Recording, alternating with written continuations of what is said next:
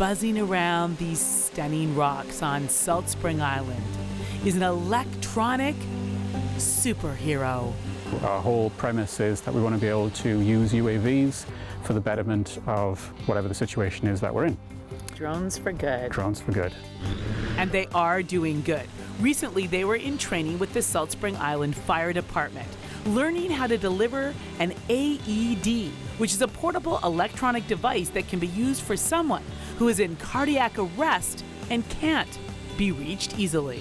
For a 911 call to come in, and if a AED, a heart defibrillator, was required, the drone would set off and fly directly line of sight exactly to the GPS coordinates from a cell phone that had been called 911, and it would land right there.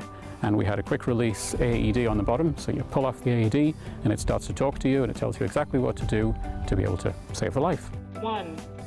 After the success of this pilot project, the drones are now expanding their good work to other projects, both locally and globally. We've got a contract with the United Nations Agency where we're doing two main things with them. One of them is disaster relief and planning. They would go to the location.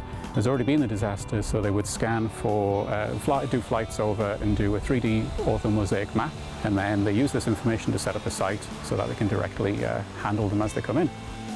The drones are equipped with a GoPro video camera, giving the operator a visual of where they are and what they're doing, something that is now helping ambulance attendants in Ontario.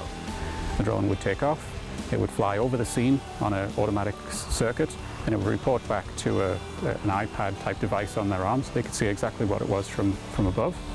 But also the next ambulance that's coming down the road, so it could be a mile away, now they can see the scene, so they can prepare for what they're going to see when they get there.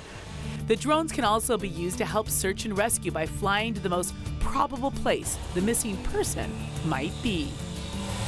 You can get there in a flash because we fly at 80 kilometers an hour, and if they're there, great, we report back and give live video footage, and if not, we start a search pattern. We've got thermal imaging on there so we can detect somebody in the woods from their heat signature, and we continue on just searching until we find a person.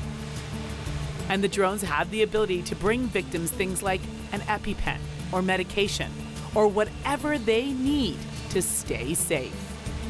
Or if it's somebody who's just been, lost in a snowstorm or lost in the woods, then we would take them more of a survival pack. So we would take it, we deliver it, and then we'd start the whole radio relay so that the search and rescue know exactly where the person is. We may deliver them a walkie-talkie or a cell phone so that they know they've been rescued, they know help's on its way. Industry drones also provide training to those who want to get their operating license, which is fitting for this longtime aviator who also happens to own and operate Salt Spring Air. We realized early that training was going to be a really important part, and we wouldn't just want to release a drone to a paramedic or the fire department or just the public until they'd been trained specifically in it. I love my job. It's a very exciting industry, and I know that in the future I'll have lots of work to keep me busy. There really is no end to what these high-tech superheroes can do. And as they continue to explore the possibilities, more good will be done and more lives will be saved. I think what excites us the most is working with the emergency services. So we can really make a good difference there. Any minutes that we can save on scene will mean a life saved. So next time you're on Salt Spring Island, look up. You may just see a heroic drone on a mission to save a life. From Salt Spring, I'm Karen Elgersma.